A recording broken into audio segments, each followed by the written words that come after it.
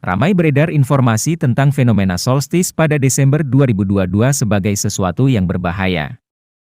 Namun, ternyata informasi berupa himbauan untuk tidak keluar rumah di hari itu, ternyata adalah kabar yang tidak benar. Fenomena solstis adalah peristiwa astronomis biasa. Fenomena ini juga disebut sebagai titik balik matahari. Fenomena solstis Desember 2022 yang nanti terjadi adalah peristiwa saat matahari berada paling utara maupun selatan, yakni ketika mengalami gerakan semu tahunannya yang relatif terhadap ekuator langit. Solstis adalah sebuah peristiwa titik balik matahari yang terjadi 2 kali selama setahun, yakni terjadi pada bulan Juni dan Desember. Sementara, fenomena solstis Desember ini adalah saat kutub utara dan belahan bumi utara menjauhi matahari, dan kutub selatan dan belahan bumi selatan condong ke matahari.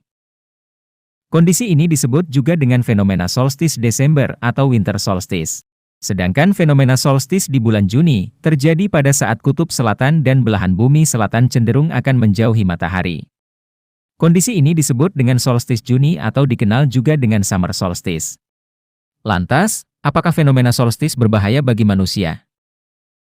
Dampak fenomena solstis sebenarnya tidak seperti apa yang disampaikan dari informasi salah yang beredar ramai di media sosial.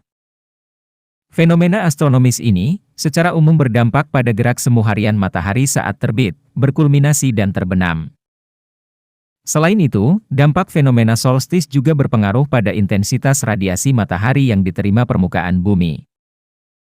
Kendati demikian, dampak fenomena solstis yang dapat diketahui adalah panjang durasi siang dan panjang durasi malam, serta berdampak pada pergantian musim. Fenomena solstis Desember 2022 nantinya panjang siang yakni dari matahari terbit ke matahari terbenam di belahan bumi selatan, durasinya akan lebih panjang dibandingkan dengan panjang malam, dari matahari terbenam ke matahari terbit. Sedangkan belahan bumi utara, durasi siang akan lebih pendek dibandingkan panjang malam. Fenomena solstis tidak berbahaya. Saat fenomena ini terjadi, belahan bumi selatan akan mengalami puncak musim panas. Sedangkan di belahan bumi utara akan mengalami puncak musim dingin. Tidak seperti informasi salah yang beredar tentang fenomena solstis di media sosial, dampak solstis yang dirasakan manusia tentu tidak se-ekstrim yang dinarasikan.